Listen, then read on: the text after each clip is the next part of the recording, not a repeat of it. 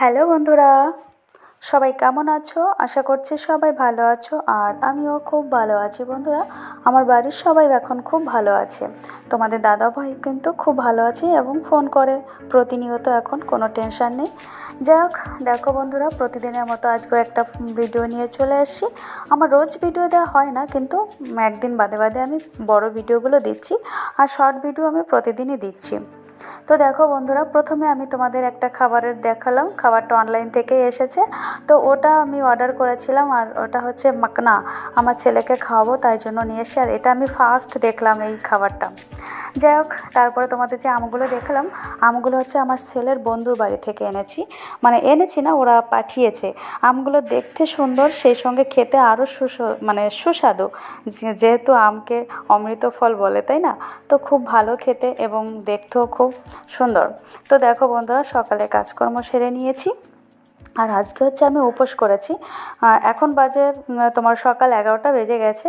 তো চান টান করে, যেহেতু উপোস করেছি তাই সকাল সকাল চান করে পুজো টুজো করা হয়ে গেছে, সব কাজই করেছি। কেন করেছি বলো তো? সকাল সকাল না করলে না, উপোস থেকে সারাদিন খুবই ক্লান্ত লাগে, তাই না? তো কোনো কাজ করতে ভালো লাগবে না, ওই জন্য সকালে উঠে সব কাজ সেরে নিয়েছি। তো ছেলে পড়তে গিয়েছিল, পড়ার থেকে এসেছে, তো ওকে বললাম চলো আমরা একটু স্টেশনে যাব, ঠাকুরের ফল মিষ্টি যেগুলো পুজোর ওখানে লাগবে সবগুলো কিনতে হবে। তো ছেলে এসে গেছে, তো ওকে নিয়ে এখন বেরোবো, এর জন্য আমি রেডি হচ্ছি। তা ভাবলাম চুলটা ছেড়ে যায়, কিন্তু কি বলবো বন্ধুরা, এত গরম এত গরম এত রোদ, চুলটা শেষে আমি বেঁধেই নিলাম। তারপর ছেলেকে নিয়ে আমি বাজার করে নিয়ে এসে দেখো বন্ধুরা, এই যে ফল টল সব আমি ধুয়ে নিয়েছি।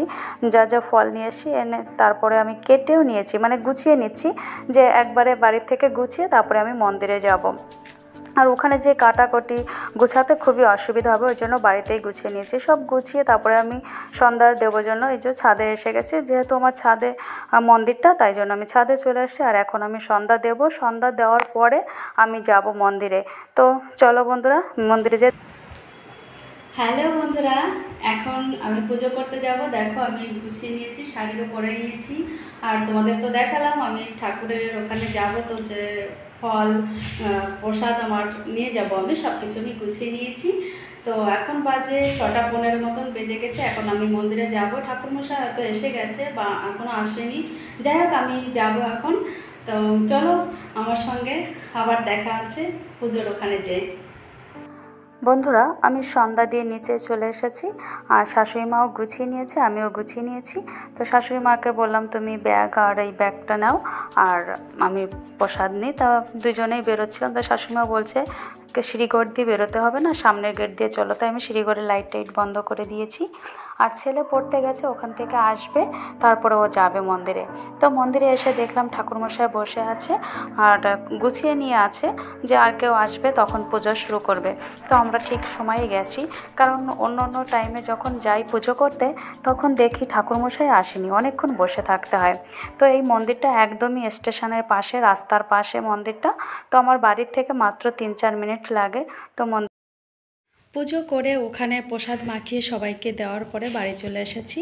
তো বাড়ি এসে ঘরে ঢোকার সঙ্গে সঙ্গে প্রচুর ঝড় বৃষ্টি হয়েছে। তারপরে কি করব, আর ভিডিও শ্যুট করিনি। তো তখন আমি জামা কাপড় চেঞ্জ করলাম, আবার রান্না করেছি, মানে গরম গরম সিদ্ধ ভাত, যেহেতু সারাদিন খাইনি তাই গরম গরম একটু সিদ্ধ ভাত করলাম। তো সেটা ছিল, আর সেই সঙ্গে দুধ আম ছিল। তো ওইটা খেয়েই রাতটা কাটিয়েছি, ঠিক আছে। তো খাওয়া দাওয়া আমাদের 8:30-9টার মধ্যে হয়ে গেছিলো। কালকে খুব সকাল সকালই খাওয়া দাওয়া হয়ে গেছিলো। তো খাওয়া দাওয়া করে তারপরে ছেলেকে নিয়ে আবার পড়াতে বসেছি। পড়তে পড়তে তো সেই রাত 12টা বাজে যায়। তো তারপরে তো আবার ঘুমিয়ে পড়লাম। তো এই ছিল আমার সারাদিনের রুটিন বন্ধুরা আজকের। তো কেমন লাগলো তোমাদের ভিডিওটি অবশ্যই কিন্তু কমেন্ট করে জানিও। আর সবাই ভালো থেকো, সঙ্গে থেকো। আবার দেখা হচ্ছে পরবর্তী ব্লগে। ধন্যবাদ সবাইকে।